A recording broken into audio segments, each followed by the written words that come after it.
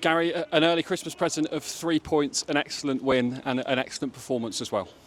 Yeah, brilliant. I think the character and the personality, first of all, to come here, new manager, stadium more upbeat than it's probably been in recent weeks, concede an early goal from another horrendous refereeing decision. Fortunately, I was too high to have a go at them today, but never a free kick. They get the free kick, they score, and it's asking a big question of the players' belief in what we asked them to do, the belief in how we play, and the answer was incredible. The control that we got from Kev and Woodsy as sixes, I thought they were both outstanding, and the chances we then created, as we gained that control, we created more and more chances in the final third, and could have been more at half time in terms of, I thought we should have been in front, we weren't, and they kept going second half, kept believing, kept doing the right things.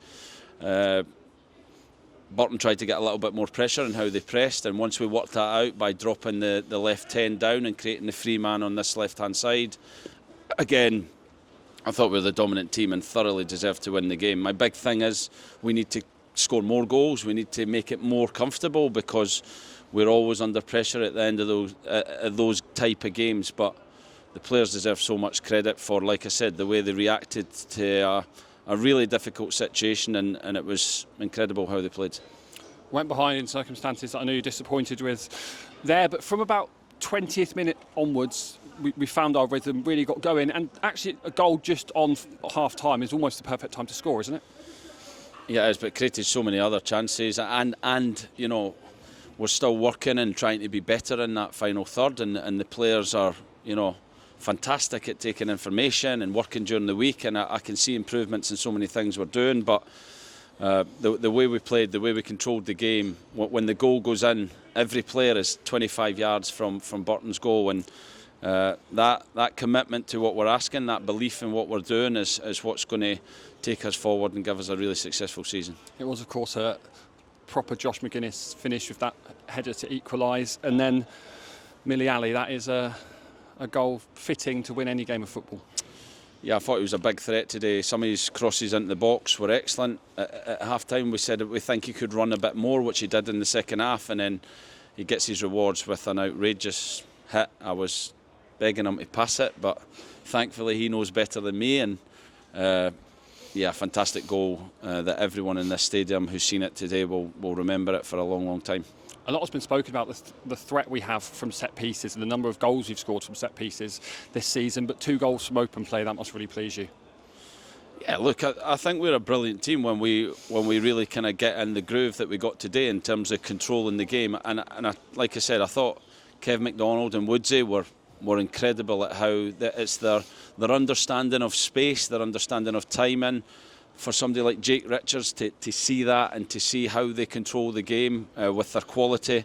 They don't need to run fast, they don't need to run far, but they need to understand the football game and where they need to take up positions to control the game. And I think our possession at one point was 70-odd% possession, but with that we created chances, we created momentum, and we have to make that a more dominant scoreline so that then the second half becomes a bit easier. But yeah, they were outstanding, as was every player on the park today. This was a big test of our character, our togetherness, and I thought we came through with flying colours. Someone who steps up time and time again is Jack Fitzwater.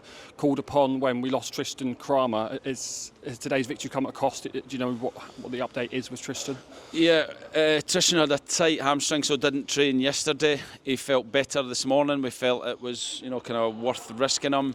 And he's not any worse, so that's the kind of good news. It is an injury and it's hamstring, which we always need to be worried about and look at, but hopefully he's came off at the right time. And like you said, again, Fitzy, he never lets you down. He's always there. His professionalism, his standards are incredibly high, and because of that, when he comes on, he's ready to put the performance that he put in, keep a clean sheet in the time he was on the pitch, and control that back line brilliantly. And yeah, he deserves credit for being that all the way through this season.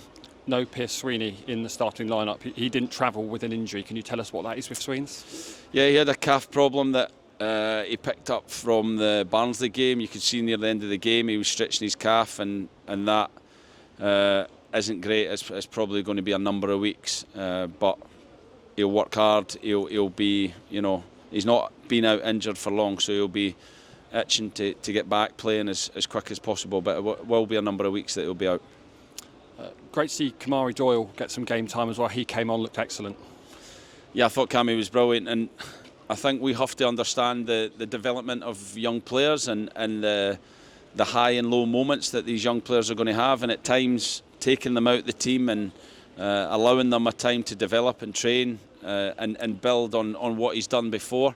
I think you could see that today. He came back, he looked confident again, he was going past people, he understood how to create the free player down that left side where Burton couldn't get any pressure, but how he carries the ball and drifts from left to right foot is exceptional, and he had some brilliant moments carrying the ball at the pitch. So delighted for him as well that he can come on and show that level of maturity and development in his game, because he's a big player for us at the moment, and he's going to be a big player for the second half of the season.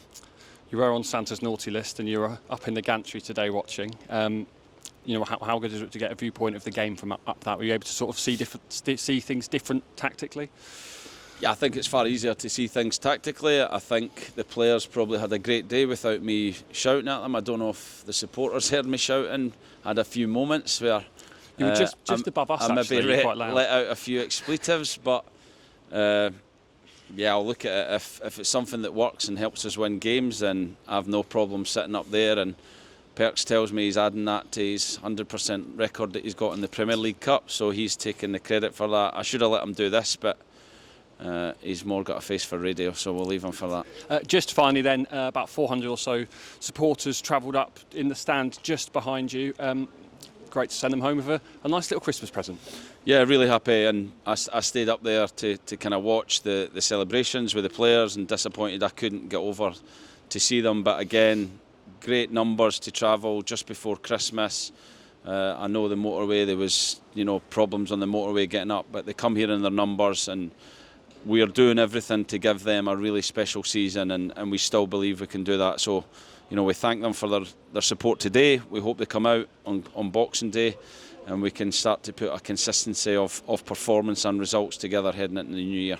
Thank you, Gary. Merry Christmas. Thank you.